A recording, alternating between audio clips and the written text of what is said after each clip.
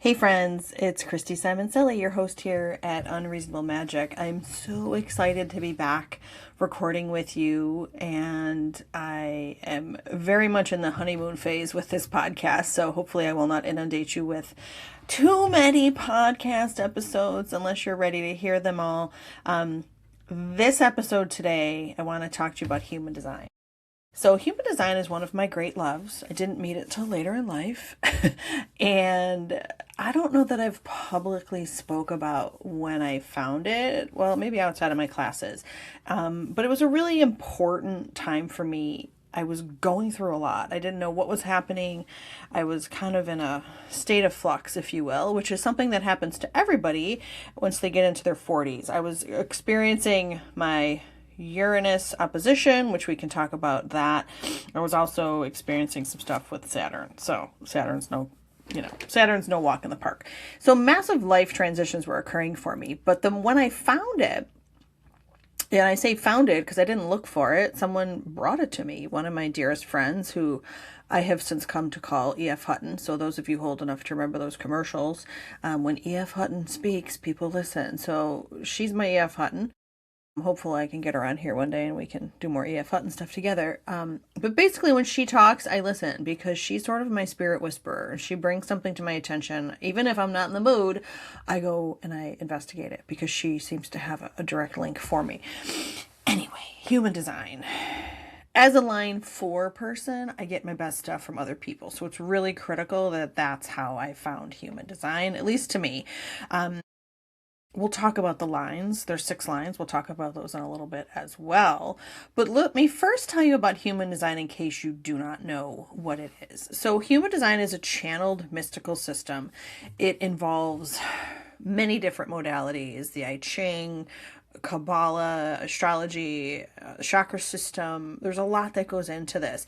And I think what's the most important thing for you to know is not how or why or how it's built, but that it's freakishly accurate. So I have been studying astrology most of my life. I may have mentioned at some point my mom and my dad back in the 1970s, so now you know I'm old as dirt, were very into astrology. Took community classes. I think they don't do that anymore so much since COVID, but took community classes on on astrology. And my mother especially was hooked. So from that point on, we had the Dell Horoscope magazine all over our house. We had books everywhere. I just grew up with the glyphs and the signs and the energies, and I understood them. I understood them the way that my mother understood them. So much later in life, when I would do more of my own in-depth study, I took on new meaning for things. But as a kid, astrology was all around me. So when I find this human design system, which is comprised of all of these other systems, and you get this funny looking map. It's like a body graph. It looks like a silhouette of a person, and then the energy centers are blocked onto it, and there's lines and there's gates and there's all these things. It's pretty complex. And I remember in that first day seeing this, and I started to actually shake. I did not know what I was encountering. I've since gone to look it up the day that I first did a deep dive, which was the day that I heard about it. I heard it on a podcast that no longer is in existence. That was E.F. Hutton had sent me that podcast to listen to. And Jenna Zoe, who is a world-renowned human design person, was talking about human design, and so I was just caught up. That was September 20th, 2018. I since have learned that that was a Mercury Cazimi day. I don't even think I knew what Mercury Cazimi meant back then, but there was a Mercury Cazimi at 28 degrees of Virgo, in case anyone wants to do a little digging and fact-finding that day. This was also about a month before my mother got sick. And I remember that weekend, she and I were going to my daughter's parents' weekend for her first weekend at St. Bonaventure as a freshman. I graduated from St. Bonaventure many, many years ago, back before they had fireplaces on the floors and laundry where you could watch on your app to see if it was done. We used to schlep across campus with a basket of laundry, and of course the world's biggest container of laundry soap, because that's what mom bought at BJ's. So don't think about that when you're sending your kids to the laundromat with a 10-pound container of laundry soap, that they may have to carry it in the rain and the snow one day. But I digress, as I often do. So Mom and I were going down to visit my daughter at St. Bonaventure for Parents Weekend. We were just going to go for the day. It's a day's drive. It's an hour and a half away from my home, so it was an easy day back and forth. And it was the first time we'd probably spent a lot of one-on-one time together in quite a bit of time.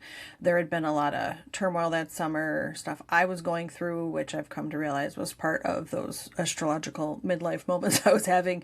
And it was a nice day. It was a really good day. But when we went, I took everything I had printed about this human design thing that I had heard about earlier in the week and shared it with her. And I remember I'm driving and I'm showing her this, and here's my mother, my astrology guru, seeing this human design stuff for the first time. And she's like, what is this? And I said, I don't really know. But I found it on a podcast that my friend had sent me, and it feels just really compelling, and I want to learn all about it. And so she was taking it all in. My mother was one of the smartest people I've ever known. So to see her sort of immersed and just looking, I mean, I don't even know what I printed out. They were pretty simplistic things back then. What I did find out that first day about my human design was that I was a 4-1 manifesting generator.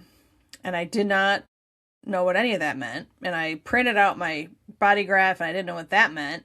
But I recognized all of these astrology glyphs on the page. And I thought, well, I can figure this out because I know these guys. So astrology was sort of my comfort, I guess, as I started to study human design. I bought books, I dug in, I was trying to understand. But what I didn't understand then was that my profile, a 4-1 profile, is pretty irregular. There's not a lot of us floating around. In fact, it's less than 1% of us that have that profile. And that's the thing that hooked me. Like, why am I so weird? I want to know all about this. Dave, if you're listening, no comment. That's my husband. He loves to go with that. Anyway, so someone tell me what it means to be a 4-1. That's all I wanted to know at first anyway. And I couldn't really find that. None of the books were really breaking down the profiles and putting them together. And the 4-1 was so random, and truly nobody can really tell you what it's like to be a 4-1 except for another 4-1. So I say that to anyone who's involved in human design, no matter how far down the road they are. So I was frustrated, but it kept me digging. And that was what really, really hooked me, because I had been going for years at that point through major life stuff. My health was weird. I had diagnosed with a variety of autoimmune illnesses. I had to stop drinking, which was a big deal because my family, that's all they do is drink. And, I had to totally change my diet, my lifestyle. I found yoga. I quit spinning. I taught spinning for 10 years. No one would believe that anymore, but I did. It was too hard on my body. I remember I would leave a spin class and my ears would be pounding because my blood pressure was going crazy or whatever was happening on the inside. And I just found yoga, and I started teaching yoga eventually. But all of this preceded human design. And I wish I had seen human design earlier on in the process. I think it might have given me a little bit of space to say, yeah, you're a little bit different than the average bear, and that's okay. But the goal is to sort of embrace the difference, not so much find how to fix you to get back to the way you thought you needed to be, if that makes sense. So when I start a human design class, I always talk about Rudolph the Red-Nosed Reindeer. So I know that sounds a little sophomoric and silly, but Rudolph the red-nosed reindeer was born with a special skill. We all were born with a special skill. He had a red nose that lit up. Now, mind you, he's fictional. And yes, I will sometimes pull up his chart in class because I like to go take things a step too far. But Rudolph the red-nosed reindeer was born with a beautiful red nose. We all know the story. Thought it was cool until he went to school. And then the kids laughed at him. And he went home and he was like, Mom, Dad, they think I'm a freak. And I believe it was his dad who found some coal or charcoal on the ground and covered up his nose. We all know the tale. And then one night, Santa came and asked, I need light to get through. I need a reindeer who might also be able to fly. Why did we dismiss his ability to fly as a reindeer? First of all, we so focused on his damn nose. But I need a reindeer who can fly, and it'd be great if one has a spotlight attached, maybe. So there's Rudolph. So Rudolph comes in, saves the day, saves Christmas. Everybody loves Rudolph and his special nose. So my take with human design, which might vary from what some of you have heard, is We are all born with a red nose. Fill in the blank as to what it is. If it's your ability to juggle with one hand, talk to dead people, whatever you can do, write music, play piano with your feet. I don't know. Whatever your special skill is, odds are that is a thing you have squashed. And you probably squashed it early because someone was uncomfortable about how magical you are. All that to say, if we can use the system of human design in the way that it's intended, we learn about our strategy and our authority and our type, which is way too much for this podcast, but we learn about those things. We start to unpack the layers of crap. We start to get the charcoal off our nose, and we get back to who we were when we showed up, when we knew our gift was cool, when we knew what we were doing was cool before anyone told us it was anything but. So anyone who tells you things, this could be teachers at school, the kids, the bus driver, your parents, your friends, your siblings, anyone, bad relationships can really also put charcoal on your nose. All those things can really pull you away from the essence of who you are. And if you use human design the way it's intended, by following your strategy, authority, and type, you get back to who you were meant to be in the first place. It's not meant to be done overnight. It's not an easy thing because a lot of the things that put us in this place may have been fear-inducing on some level. It feels weird to do that, especially if it was like a parent who told you the thing you have that's awesome wasn't awesome. And then I almost feel like you're misbehaving, but it's like a weird pattern, and I realize I'm digressing, but that's kind of the essence here of human design. So when I work with clients, we go over the basics first, like this is your type. You are one of 5 kinds: generator, manifestor, projector, or reflector. I don't get a lot of reflectors because they're only 1% of the population. And then we'll talk about other parts of your chart. I don't lay it out mechanically. I try to look at what I see as the most interesting part of them, the most probably unusual or hard to access piece. And I kind of start from there.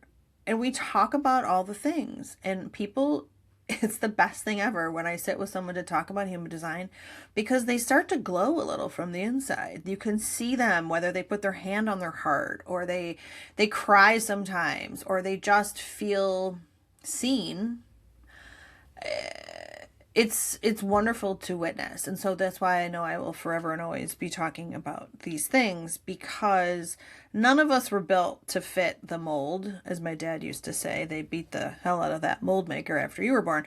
I get it. Funny, haha. But none of us were built to fit any one particular mold. And yet society has really big expectations for us on how we need to show up in the world. But I'm here to tell you, you only need to show up the way that feels the best for you. So through the course of my awareness of human design, I remember just sitting one day thinking, well, if I'm going to do this really well, I feel like I need to also get back deeply into astrology and remind myself about all the goodness that is there. And so I did that too. I have studied with amazing teachers over the course of the years. I have one primary teacher who does esoteric astrology, and then I have another primary teacher who does traditional astrology. So why do I need 2 teachers? I don't know. It's got something to do with being Gemini everything in the background. I'm an Aries sun, Cancer rising, and Gemini 5 planets. So I resonate deeply with Gemini, and we like to have 2 of everything. So I have 2 kids, 2 dogs, 2 homes, whatever, two things. So anyway, I have studied both kinds of astrology deeply. And what I'm working on this summer is putting the systems together. I use them all the time together, but I'm trying to put them together in a way that will make sense to other people, especially those who might be interested in astrology and or human design. I'm doing a workshop this summer at Lilydale, which I'll give you the details on at the end of the episode, but it's Friday, July 31st. If you think you might want to go, there's one the day before as well, just on Human Design 101. I've done human design classes a bunch. I've done astrology classes a bunch, but I've never put them all together like this. So I'm super, super excited about this. So if you'd like to join, I can put the link to join in the show notes. If you don't want to take a class and you just want me to do it for you and you want to have a reading, we can do that too. But that's not the point here. I wanted to share with you a couple things. One, I love a human design. That was already established. it came to me through someone else because that's my best flow state, which I know according to my human design. My mother, who was my astrology teacher, my first one, was able to learn a little bit about this before she got sick and died about 2 months later. So that is not even 2 months later, but that was also a gift for me. And I know she would be deeply fascinated by all of the things that go on around this. But one of the other things I wanted to talk about, and I keep saying I'm going to do a class on this. I've been saying this for years, that I was going to do a class on the midlife crisis transits that occur to everyone in astrology land, and then kind of how they are also correspond in human design. One of those, as I already mentioned, that Uranus opposition that I was experiencing usually happens around age 42 for people, give or take a year or so, depending on where or what goes on in your life. That moment is when we are asked to step into our authenticity. So, in the biggest, most profound way possible, we have to go back to the Rudolph Red Nose, which I didn't even know about that human design stuff back then when I was going through this. And the Uranus opposition shows up a lot of ways. It's one of the primary drivers of people into my office. I will say, I understand at this point in my life, people seldom come to see me because they're in a good mood or having everything go the way they want. They come because they know I can help them with problems and kind of figure things out. People show up during Uranus opposition and it looks like, I'm getting divorced, I'm moving across the country, I'm starting my own business, I don't want to live in my house anymore. These kinds of things tend to be really specific to the individual, and you can see it in their chart. My Uranus, for example, is in my 4th house of home, and the opposition was occurring while Uranus was in my 10th house of career. And so I have now come to pretty much assimilate anything that happens to Uranus in my chart by transit has to do with my ability to do this spiritual work. My first pass at speaking to dead people that popped up into my brain was during this period of time. I had no idea what was happening. Also around the same time, Saturn was opposing itself, and that's a whole nother thing. This Uranus opposition, though, really is one of the biggest things that brings people into my space. People feel out of control. They feel itchy in a way that there's something itching, but they don't know what it is, so they can't scratch it. They're restless. They're craving something they can't put a name to. And where did this come from? And why is this like this? Because I didn't feel like this 3 years ago, or even 2 years ago, a month, it depends on the person. But there's something that is begging to be born in that moment of authenticity, of genuine, what you're here for-ness. And so for me, this did affect my home. This did affect my work. I left my work within a year or so after that occurring, my work of 20 years working in cancer prevention research, which I still love deeply. So if anybody has something they want me to talk about there, I'll totally be on board with that. But the point of the matter is, it depends where it is in your chart, but everybody goes through this. People come and they're like, why do I feel like this? And there's guilt, or sometimes it's relief. I feel so good to be finally shedding this skin, but it's something that we all go through. So there's a whole host of things around this, so that's from the astrological standpoint. From human design standpoint, when we talk about the Uranus opposition, we talk about living our life in the South Node, which is about our comfort zone and kind of where we might hold our habits. It's also a highly spiritual place.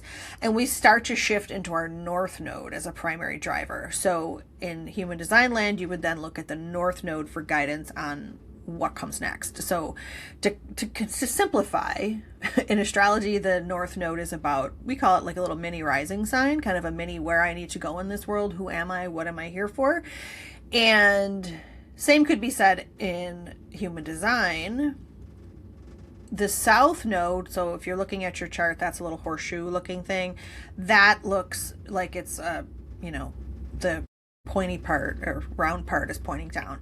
That's our comfort zone. That's where we can get stuck. That can also be past life stuff that we need to be done with and grow out of and into the future. So if you think about the South Node, the one that is like down facing, that's what we need to step away from. And the North Node, where we go after our Uranus opposition, pretty much in human design, but also I could see it in astrology. We just don't use the same words, is about our path forward, which can feel deeply uncomfortable, hence the reason people get itchy and have hives and are like, I don't know what to do with my life, and why is this happening, and why do all these things happen? But if we think about Uranus doing these things to us, it's not to do it to us, but it's to get us back to our essence. So I, for one, love that. I found all these things that I adore in my life. I love my work with spirit. I love human design and astrology. And I was able to forge this relationship with all of them at a deeper level during this period in my life. Very much a wake-up call for me, a wake-up, shake-up energy. And now it's a part of my life and I can't step away from it because I love it so much. So that's a really big around the barn way of describing when I met human design. So I told you that I would go over the lines with you. I think you could find 300 podcasts today that will tell you about being a manifestor and a projector and all that kind of thing. But because the lines were so important to me when I was getting into this, I want to talk about those. So if you know your human design profile numbers, if you don't, look them up. You can find it at any website, humandesign.com. Yeah, I use Genetic Matrix. You can use any tool that you find. So go ahead. I'll wait. Google it. Put your birth info in. You'll get your profile numbers. So there's 6 numbers. That's all. So there's not countless combinations, but basically everybody has 2 lines. One line is more of a conscious number for you, something that you're aware of on the daily. It feels like this is me, this is who I am. That's the first number. The other one is a little bit more unconscious. So energy that you might not have as much scope on, perhaps. You might, feel like, oh, well, that's not me. That's not how I do it, right? Like, I'm not that way, but yes, you are. And we can see it, but you might not be able to see it. And so those are your numbers. So if you have those, consider both of them are important. One is not better than the other one. There's no like rhyme or reason around, I feel this, but not that. Just go with it. Just go with it and trust me. The first number is the one you have conscious awareness of. So if you're a 3-5, that's the 3. If you're a 4-1 like me, that's the 4. If you're a 1-3, which is a very common one, that's the 1. So I'm going to just go through them one at a time. I'll talk about the lines. Both energies are important to you, but just kind of work through this with me. So if you have a 1 in your profile, so this is if you're a 1-3, this is if you're a 1-4, a 4-1, a 5-1, you are the investigator. You are here to learn a thing deeply. You are a researcher. These people tend to be very curious by nature. They also want to share what they know with others. And so it is not just learning for the sake of learning, but it's learning so then I can tell you about it, right? I love a line 1 for a person you want to go on vacation with because they are going to investigate every single place in the world to go, to visit, to see while you're there. What's the best places to eat? Where's the best place to stay? What's the best, train to take to this location? They're going to set it up for you. That's a line 1. So line 1's all day. They're very curious people. They may also have, as line 1, sometimes is a bit of a protective energy because they also don't want to be called out. They don't want to be seen as unprepared for anything. So a line 1 does all that research and work so that you cannot tell them they're wrong. I have this line. I don't resonate as much with this as my 4 line, but I do have this line. And then we have our line 2s, which are called the Hermit. I don't love the names that human design gives to people and things, but it's true. This is what it is. The Hermit. The Hermit is the line 2. So these people need alone time. Like some of us need water. I need a lot of water. I may have some right now. Line 2 people need time to recharge themselves. They need to be in their own energy. They need to step out of the peopling. Okay. So there are 2 4s, there's 6-2, there's 2 5s. There's several different variations on having a 2 in your profile, but all of them have this need to have space. So the 2-4 is an interesting one in particular. I only call this one out because these people are like hardcore. This is it. This is me. 2-4 twos want to be home, fours need people. So it's sort of a natural juxtaposition that lives there. I also can see in their astrology chart, this is a lot of full moon people. This is a lot of people who have natural juxtapositions in their chart anyway. So it's really kind of interesting how it shows up in both ways. But it's like they need the alone time and they need people. So they know that they need both. And so I actually had one line, a 2-4 person say to me, oh, I know they come find me if I don't go. So I just go. But the 2-4s also say it's not usually as bad to leave my house as it is, you know, once I get there, I'm good. But the whole thinking about it is worse than going. So if you're a line 2, this is you. Josh Allen is a 2-4, since I always want to come back to his chart, and he is a Cancer moon, which is totally wants to be home, and he's a Gemini sun, which totally does not want to be home. So you can see it. It makes sense. Line 3. Line 3s are our experimenters. So everything's an experiment for these folks, and it's such a fun line, really. They make great discoveries. They learn through mistakes and successes, but the thing with having a line 3 in your profile is these people tend to, and we're getting back to Rudolph's nose, they tend to judge their mistakes as, oh, why did I have to spend so much time in that relationship? Why did I go have that job? Like, whatever it is. And the thing is that that's how you learn, line 3 people, and you can't judge yourself for it. Otherwise, you're missing the mark, right? So if you can take the charcoal off your nose and just accept that this is how you do it, these people can also fall in love really easily. They can fall out just as easily. So there's that for the line 3s as well. But mistakes are how they learn. So these are 3-5s, 1-3, 3-6. There's a lot of 1-3s floating around the earth. I get a lot of them in. If you're a 1-3, you have to know that trial and error is your way of life. Tend to be human BS detectors too. So anytime I say that to a group of line 1-3 people, they crack up because they know it's true. Line 4s. So this is one I have. This is one I resonate more with. These are our people. Their relationships are very important. Opportunities come to them through their network. So like my E.F. Hutton friend, who also has a line 4 in her profile, she brings me things all the time. And I tell her about stuff that I see because we kind of go back and forth. These folks tend to be slow to change, but they care very deeply about the things they're involved with, which is sort of part of why they have a hard time stepping away from things. These kind of folks should work with people they know. So they're not going to do great with some cold call job. They're not going to do great like on dating apps unless you kind of already have some kind of a connection with these folks. I say that my husband and I both have 4s in our profile, and we met on a dating app, but it ended up like he lived in my cousin's backyard, and my grandfather and his mother went to church together and stuff. So like we all knew each other anyway. We just didn't know. So it was just bound to happen at some point in time.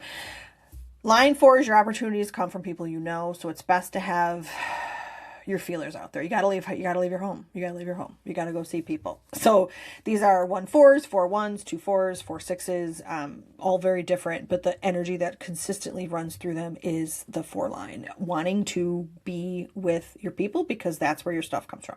Line 5 people, these are our 5-2s, our 5-1s, 3-5s. These folks, their life has a bit of a destined quality to it. They are here to help other people. Boundaries are a huge issue with 5 people because everybody wants you for something. They tend to be a mirror for other people. It can be hard if you're a line 5 for people to see the real you. People think they know you better than they do. Tend to have a very seductive personality, and I say that in a way that is magnetic, calling people towards you. So even if you're not trying to do that, you kind of are. I would say 3-5s and 5-1s are probably the most common 5-line profiles. So if those are you, know that there are many other people like you. Line 6s. So our 6-line people, these are our role models. These people can have like a late bloomer quality to them. I remember the last time I did a human design workshop, I had a woman in the room who said moments before I shared this, and she had a 3-6 profile, I'm such a late bloomer. I don't know why everything takes me so long. And I'm like, well, here, let me show you. It's because you're a line 6. So these are our experts. These people are here to become our wise advisors, our teachers. They're in their early years. They might be similar to a line 3, a lot of trial and error, a lot of bumping into walls and figuring things out. But the Lion 6 have a bit of like a destiny quality to them. So there's a thing they're here to do. If I see a lot of 6-2s. 6, now mind you, the 2 wants to stay home. The 6 needs to get out there because people want to learn from them. They often feel like they're pulled, okay? To the 4-6s, another common one I see a lot. Those are much more gregarious, people-y people sorts of folks who are not going to judge you, and they're just going to be good rocks and foundation for you to like live your life with. I love a good 4-6. So our line 6 people, you can't hide. You have to go out there and do the thing that you have to do. So that's just like a tiny little cosmic snippet of what human design feels like when you start to piece it together. You can put those lines together and then it makes all the sense. Those are some of the things that I do with clients.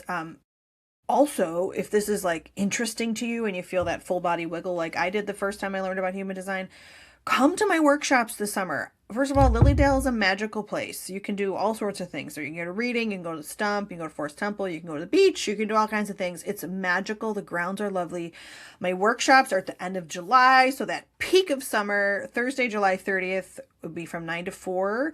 We're going to be doing Human Design 101. It's the first time I've ever had an entire day to do human design. I'm super jazzed about it because I normally am like afternoon at best. I love teaching human design. It like full body light up for me. I get excited when I do it, and I think I inspire the others when they come in, but whatever.